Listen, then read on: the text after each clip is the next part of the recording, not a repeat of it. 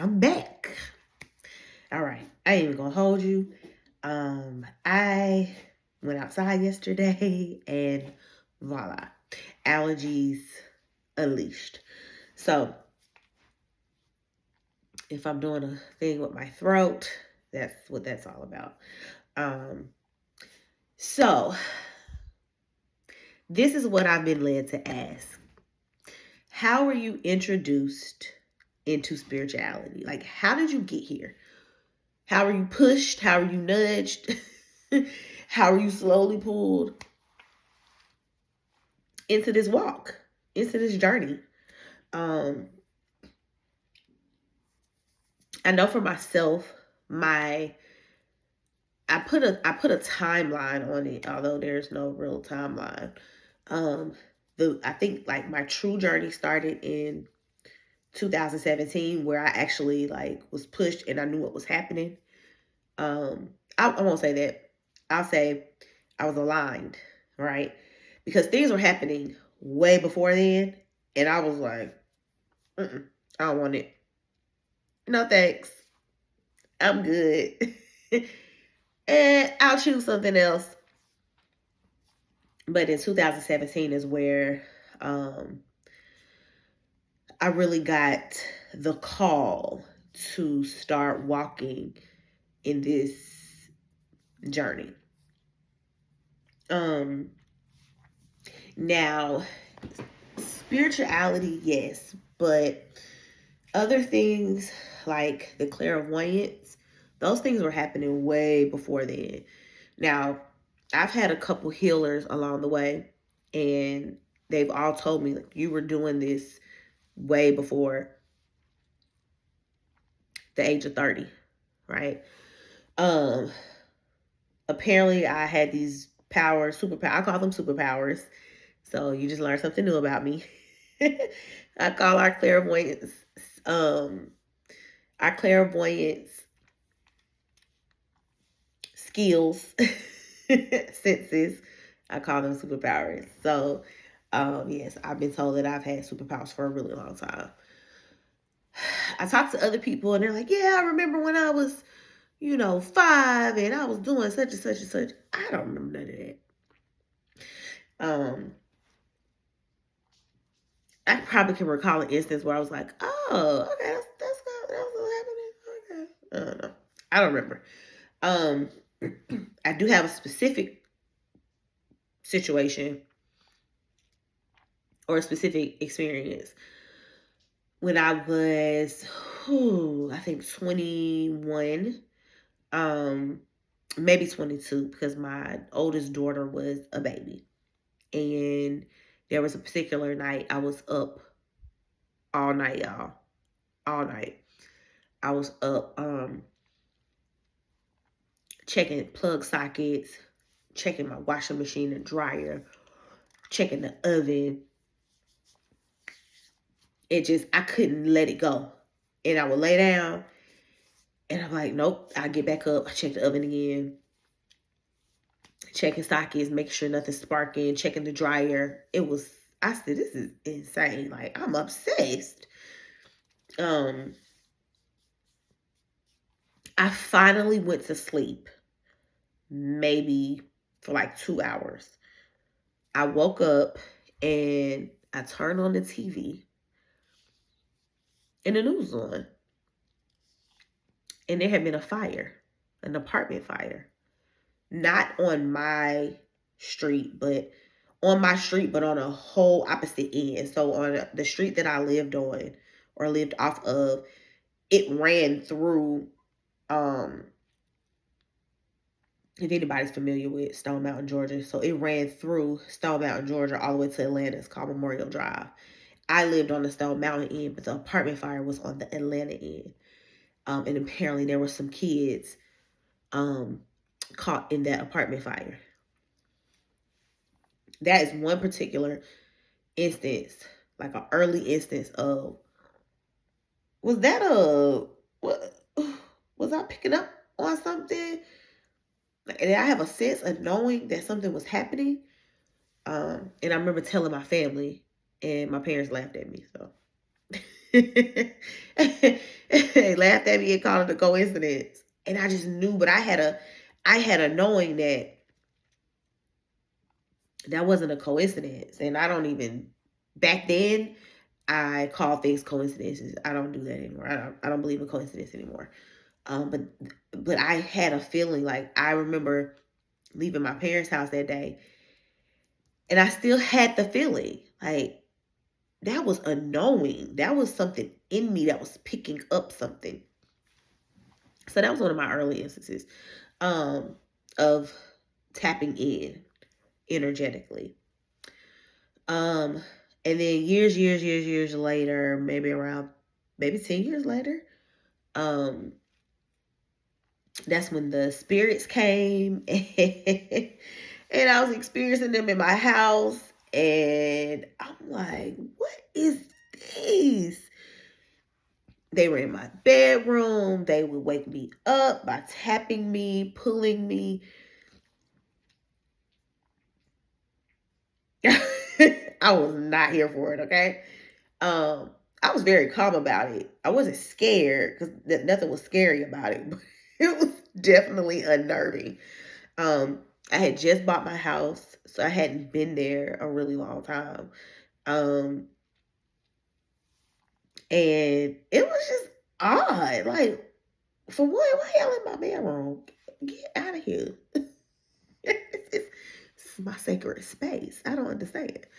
Um, but it was unnerving. So I have a funny story. I tell people the story all the time. Because I was so unnerved by what was happening, um, I called the California Psychic Hotline. This was back in 2010. So there wasn't, you know how now we can go on YouTube and we can look up things. We could Google things. Um, we can follow people on Instagram, we can follow people on TikTok, other social media platforms, and we can get this information. It's at our fingertips. Back in 2010, that wasn't a thing. A lot of stuff wasn't on YouTube like that. Um, it wasn't a thing you just Googled. Like, trust me, because I was doing all of that. I was like trying to find some information. Like, what is going on? Well, I couldn't find what struck me, what resonated with me. So I called the California Psychic Hotline. I didn't know what else to do. And I remember exactly where I was when I called. I was actually headed to work. Um, because things were happening at work too. At that time, where my senses were starting to expand, they were starting to heighten. I could pick up people's energy. I knew they weren't feeling well. I knew they weren't in a good place, right? Today in 2024, I can look back and see that, oh, I was walking into my empath. I know y'all are familiar with that word. I was walking into that empath space, that empath energy. I was picking up how people felt. I had a sense about what was going on with them emotionally. And I would feel it. And I worked in a room with a lot of women. So that was a lot of energy. It was a lot. Um, and I remember that I would leave home. I would be okay. I'll be happy about life. I'm excited. I'm ready for my day. I feel good. And by the time I get to the building, I'm like, oh my gosh. I got anxiety. I'm sad. There were some days I would just get a headache. I would start crying as I approached the building. So there's a lot of stuff going on. So I called the California Psychic Hotline, and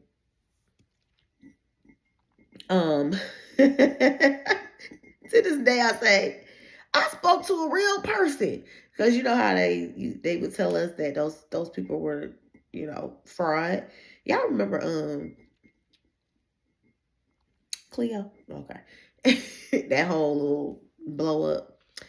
But I felt like this was really, like, I really needed this information. My soul was really trying to put pieces together. Um, well, I won't say my soul. My soul knew what was going on. My 3D self, my human vessel did not. So I called the California Second Hotline. I got a lady on the phone, and I was telling her what was going on. I was like, I got spirits in my house. They're in my bedroom.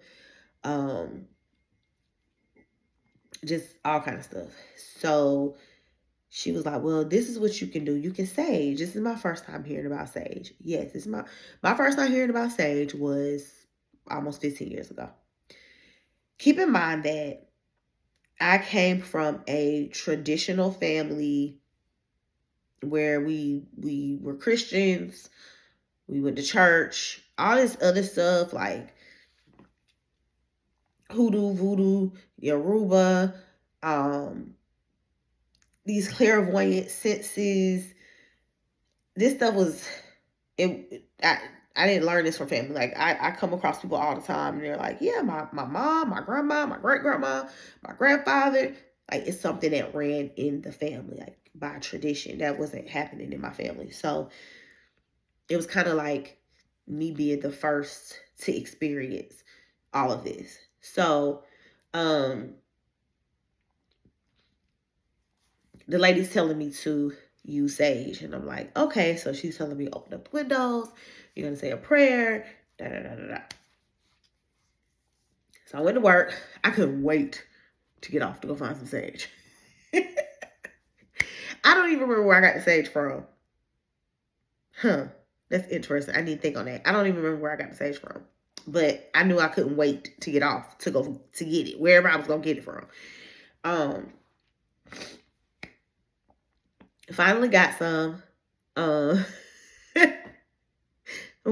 Went home, opened all the windows, all my doors, and I'm in that mug just airing it out.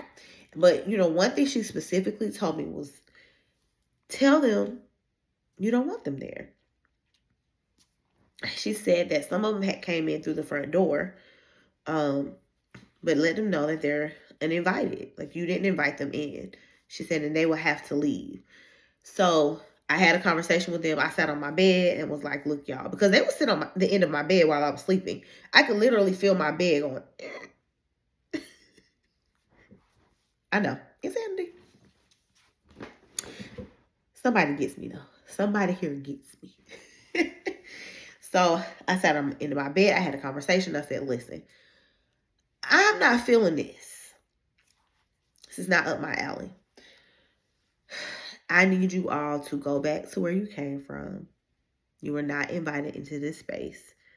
I said a whole bunch of other stuff because I was sitting on that bed for a long time. I was so unnerved, y'all. It was, I can't even, my nervous system was rattled. So it worked.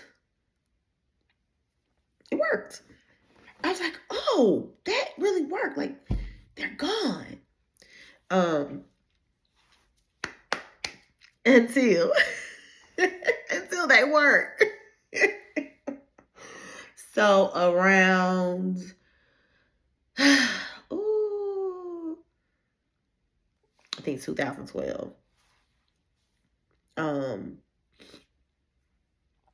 I was getting like the clairvoyant senses were starting to come back. But the spirit stayed away. In between this time, I got married. I had another baby. Like I was like, life was lifing. Everything was good. Everything was chill.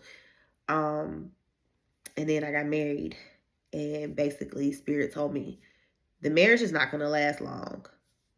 You won't be there long. You won't be in this particular journey for a long time. I know why, because that was like the start of, actually, I skipped something. I skipped some stuff. I skipped a whole lot of stuff, y'all. Let me back up. 2012, early 2012, I realized that I had been in a twin flame journey for those 2 years, from 2010 to 2012. I realized I had been in a twin flame journey. Again, these things you weren't finding on the internet. This was before Twin Flame was a label, a title, a hashtag, a YouTube video. You weren't getting no lessons on it. There was nobody out here teaching these things, educating, sharing, opening up about none of that. The person I had been in the journey with,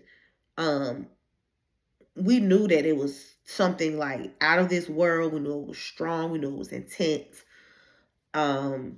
But we broke up, and we broke up, and we didn't talk for a really long time, and it was some months.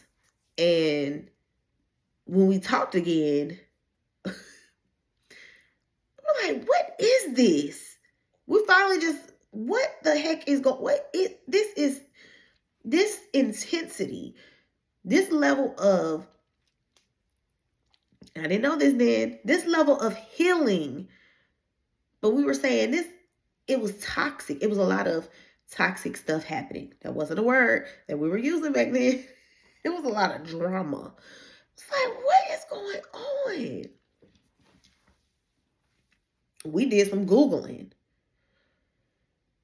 And I don't even know if I'm trying to remember if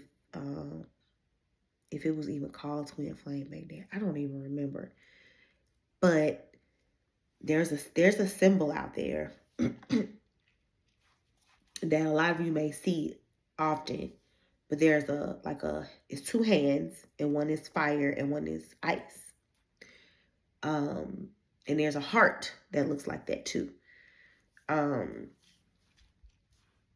I'm not YouTube video savvy, so you probably won't see the heart or the hands pop up nowhere in this video. I'm downloading this video just like this. So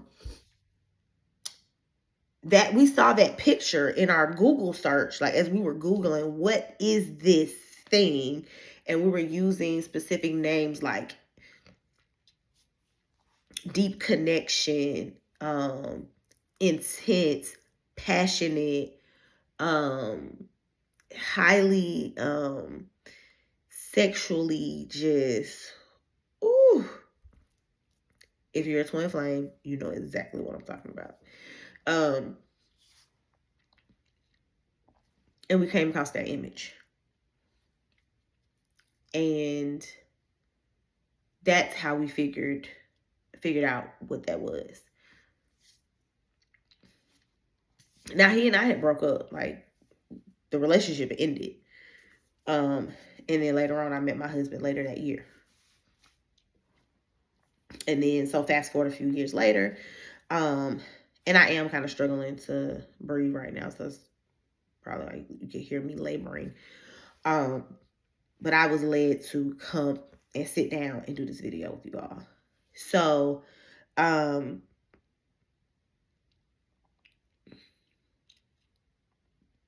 few years later, I got married, which was 2016.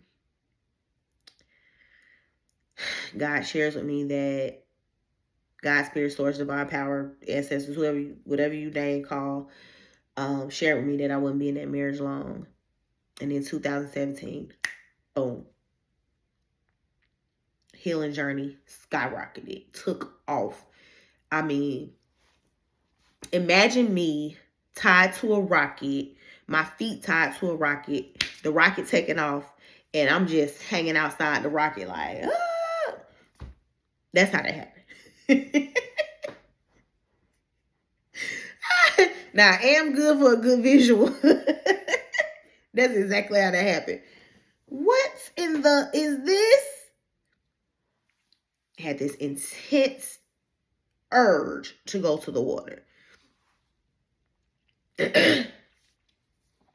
I'm not a nature girl by far. I'm not. I take that back. I was not a nature girl by far. You weren't catching me outside. You weren't catching me in the woods. I would take my kids on picnics, but that was about it. So for me to start getting this urge to want to be by water, it kind of sparked my my attention. I was like, okay, something is happening here. At the same time that this is happening, I'm going through this change with my body where I'm ready to work out. I'm ready to lose weight. My stomach was huge. My last baby at the time was 3. So I was going through some image changes, and I remember going to the doctor, getting a checkup, and they told me I was pre-diabetic. Left the doctor. I started a workout plan, I think like the next day, which all that just kind of coincided with each other. I had already signed up for the workout plan. And so my doctor's appointment was within that time frame. And I learned I was pre-diabetic. So that kind of just skyrocketed too. I've been working out now since 2017. I have not stopped. I have stopped. I've had some pauses due to injury, but the workout is consistent. And so that kind of happened at the same time. During this time frame, I met a healer, an energy healer, sweet lady. She lived in DC. I actually took a flight to DC. My uncle lived there. Maryland, DC. She lived in DC. But my uncle lived in Maryland, so I took a flight to Maryland. I stayed with him. I did a healing session with her. She did Reiki. So this is my first time being introduced to Reiki and actually being a part of the physical process. She did a reading for me. Back up. See, so y'all know that I did not rehearse getting on here, right? That's why I keep having to back up. I did talk to her first before I just flew out. She did a really in-depth reading for me before I met her in person. And that's where she confirmed for me about the water. And I was like, oh. But it was a long read. I think it was about an hour long. It was very, very much in depth about everything that was happening. And so I ended up flying out, getting with her. We went to a waterfall. That particular weekend we did the Reiki session, and that's just where everything took off at. Like, she introduced me to chakras, and it's just everything just went. Psh. It was like my soul was saying, we're ready to tap in. You gotta tap in. Shortly after that, the spirits came back. Oh my gosh. So I also have prophetic children, starseed children. And they all have superpowers. My oldest daughter, and I'm laughing and like kind of tearing up because when the spirits came back, we were all like, what is going on in this house? She hearing knocking on the walls. I'm feeling stuff, seeing stuff. It was insane. My son has these wild dreams. And my ex-husband, bless his heart, he was not ready. He's like, what? And just a little side note, my oldest 2 children are not by my ex-husband.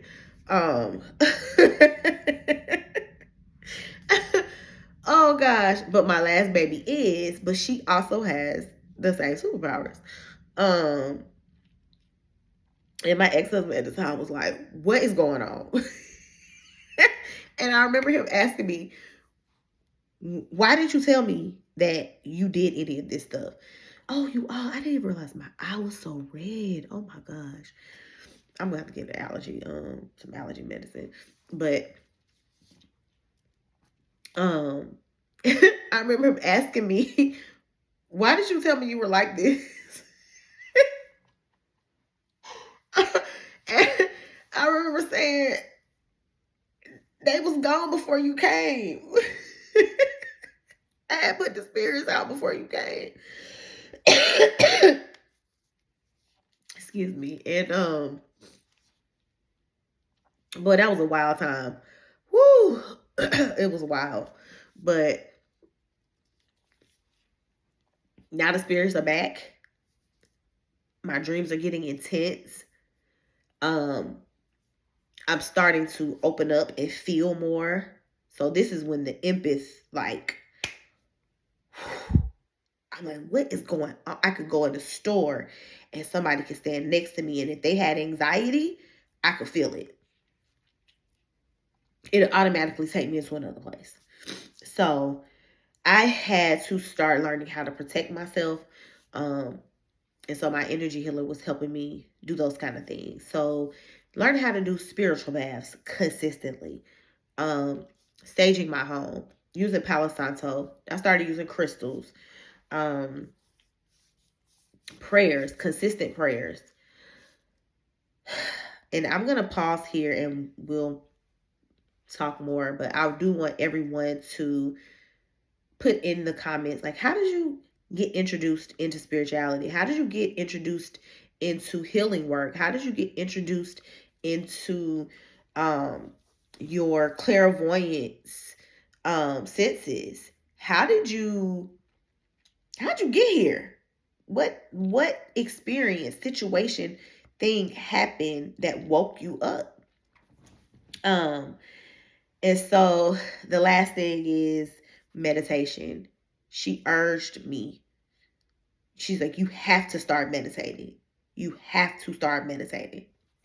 And um it took me a few weeks, maybe a couple months to like get into the groove of it. So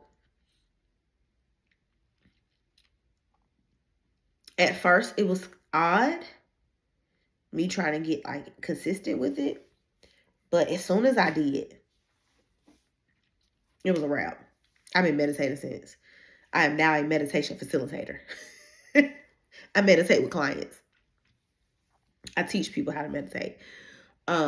So that right there, that meditation has been for me the single key to making this all come full circle. All the healing work, all the visions, all the goals. That has been the main key. But I'm going to stop here. We'll pick up. Don't quote me when. I don't know. I was about to say end of the day. No, don't quote me. But I'll pick up when Spirit leads me to pick up. Thank y'all for listening. Thank you for being grounding for me, grounded in your own energy. Thank you for choosing yourself. And thank you for making it through this video with me while I'm going through all these different I would call it a throat chakra activation, but I really do know it's just me being outside last night. But it can also be a throat chakra activation because I was led to come sit down and make this video. But I love y'all. Peace and light.